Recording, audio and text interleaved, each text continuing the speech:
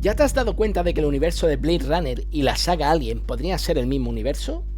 Aunque nunca ha habido confirmación oficial de esto, lo cierto es que ambas películas muestran mundos futuros donde la vida humana está regida en términos de productividad por grandes corporaciones. Por no hablar de declaraciones del director, guiños y huevos de Pascua que encontramos en algunas de las películas. Ambos mundos no solo se parecen, sino que pueden encajar dentro de una misma línea temporal. Vamos a verlo. Blade Runner nos sitúa en el año 2019 en su versión original de la película de 1982 y en 2049 en su continuación.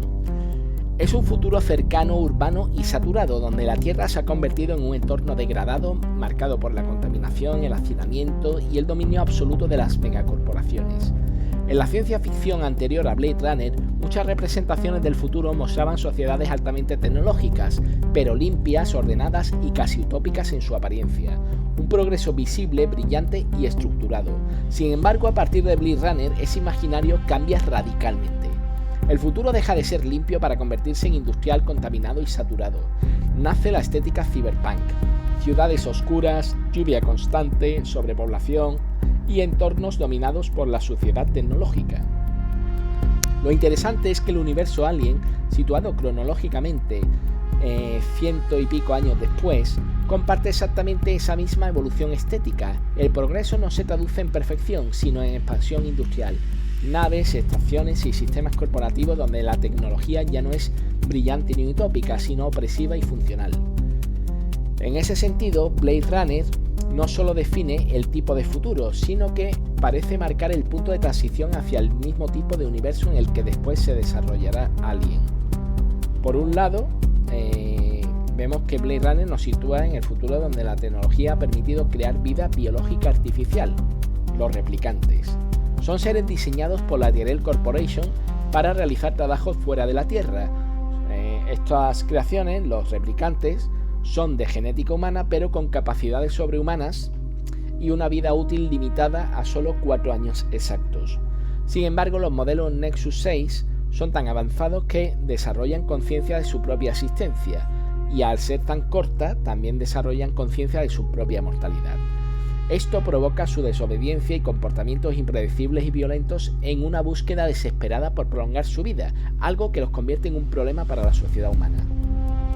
Por otro lado, en el universo Alien, la corporación Weyland-Yutani nos presenta una visión del futuro marcada por la expansión espacial y la explotación industrial del espacio profundo con un objetivo muy claro: obtener beneficios a cualquier coste. Desarrolla vida artificial en forma de androides sintéticos.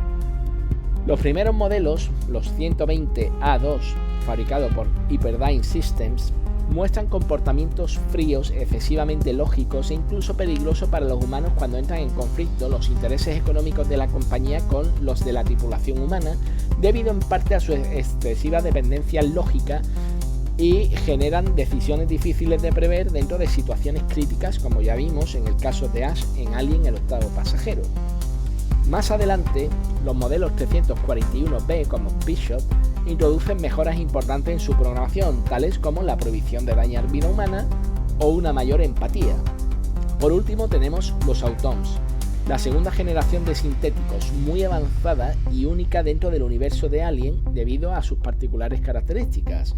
Están fabricados por otros androides de primera generación que buscaban mejorar su propio diseño, tienen conciencia y libre albedrío, ya que su inteligencia artificial es tan avanzada que desarrollaron emociones reales, moral propia y una empatía profunda. Esto los llevó a rebelarse contra la esclavitud humana en un evento que en el lore es conocido como el desmantelamiento o la purga, que en inglés se llamaba The Recall, la rellamada. Y también por último, pues este modelo de Autons suelen tener su modem quemado para evitar ser controlados, rastreados o incluso desconectados. Es un ejemplo el modelo de Anna Lee Cole, ¿no?, que interpretaba a Winona Ryder en Alien 4 Resurrection. En definitiva, en ambos universos aparecen los mismos pilares temáticos: inteligencia artificial y vida sintética como herramienta de control o servicio, corporaciones como eje de poder real por encima de gobiernos o estados, procesos de deshumanización donde la vida pierde valor frente a la utilidad y a la productividad, y la idea constante del creador frente a la creación, donde lo creado carece del código moral del creador y termina desafiando y escapando a su control. En ambos universos, el poder real, como hemos mencionado antes, no lo tienen los gobiernos ni las instituciones públicas, lo tienen las corporaciones. En Blade Runner, la Tyrell Corporation no solo fabrica replicantes, controla el diseño mismo de la vida artificial. No se trata de tecnología al servicio de la sociedad, sino de vida creada como producto, optimizada para trabajar, obedecer y ser reemplazada cuando deja de ser útil. En Alien, la Weyland-Yutani funciona bajo una lógica aún más extrema.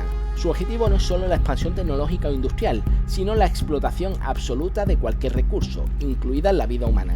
La tripulación es prescindible si el activo biológico que persiguen, en este caso el xenomorfo, ¿no?, el organismo extraterrestre, si tiene un valor suficiente para la compañía, la vida humana no vale nada.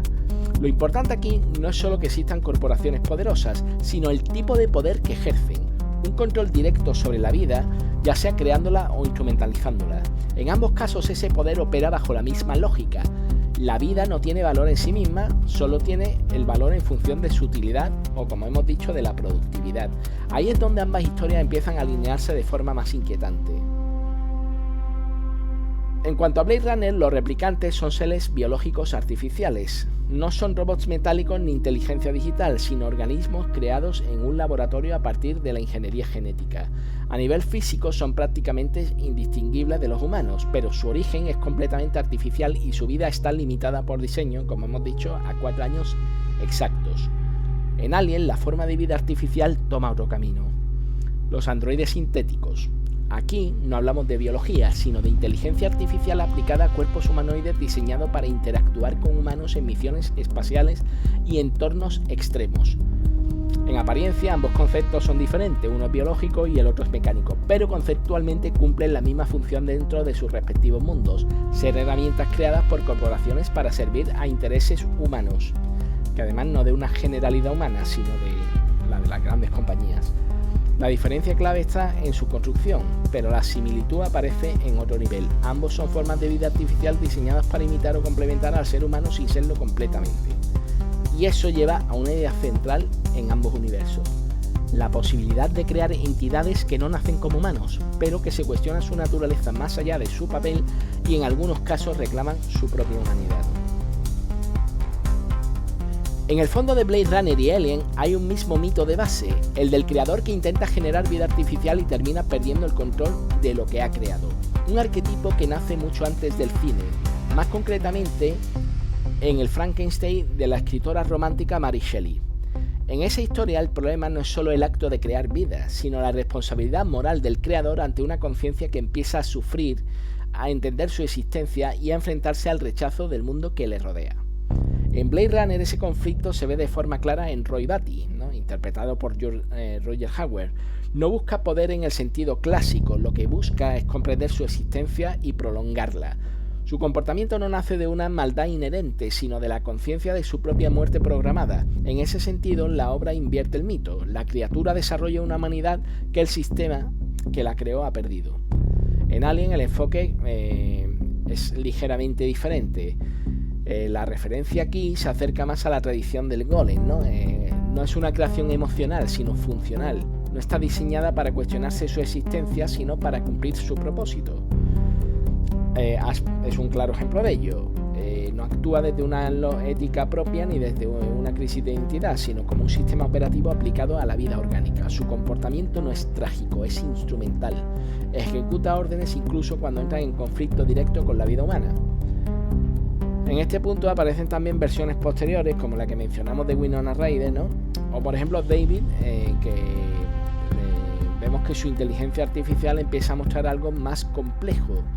Ya no solo ejecuta funciones, sino que desarrolla sus propios intereses, alejándose incluso de los límites morales de sus creadores. Aunque es verdad que aquí en el lore de Alien hay una contradicción, porque David es de los primeros sintéticos que se fabrican, y sin embargo pues ya tiene esa disfunción de tener conciencia de sí mismo, de querer crear, que no tenía por ejemplo Ash, que se supone que es de muchísimos años más tarde, ¿no?, como un modelo más avanzado.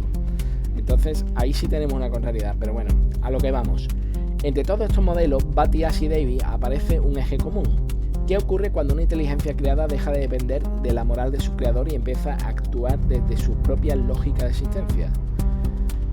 ¿Por qué creemos nosotros que Blade Runner y Alien podrían desarrollarse en el mismo universo? En la misma línea temporal del mismo universo. Más allá de los paralelismos temáticos, existen conexiones concretas. Algunas son oficiales, otras dentro del material extendido, ¿no? Estos materiales han alimentado la idea de que Blade Runner y Alien pues, pueden compartir el mismo universo, aunque como decimos no es oficial. Para empezar, Ridley Scott, ¿no?, es el director que está detrás de ambas sagas, el creador, y esto ha abierto pues, la puerta a interpretaciones sobre esa posible continuidad conceptual de sus obras y que compartan el mismo universo. En la película original de Alien incluso encontramos elementos visuales y tecnológicos que recuerdan los diseños de los vehículos Spinner de Blade Runner, como si formaran parte del mismo entorno tecnológico. En los contenidos adicionales de Prometheus, pues vemos como Peter Weyland revela en sus archivos personales que el Dr. Eldor Tyrell es una de sus figuras de referencia, además de su mentor. También en material expandido del universo Alien se menciona que el capitán Arthur Dallas, capitán de la Nostromo, habría tenido vínculos laborales previos de la corporación Tyrell antes de su etapa en Weyland-Yutani. Es decir, en Alien dicen que el capitán Dallas trabajaba antes en la corporación Tyrell. Y si miramos la evolución de la inteligencia artificial en ambas sagas, la idea encaja todavía más. Los sintéticos de Weyland-Yutani podrían entenderse como una evolución posterior de la tecnología iniciada por los replicantes de Tyrell. En conjunto no hay una confirmación oficial de un único universo, pero sí una serie de conexiones, referencias y decisiones creativas que hacen que esta teoría pues coge fuerza, ¿no? ¿Qué te parecen a ti las coincidencias? ¿O crees que las conexiones tienen una intención real para que la gente especule con que son un mismo universo?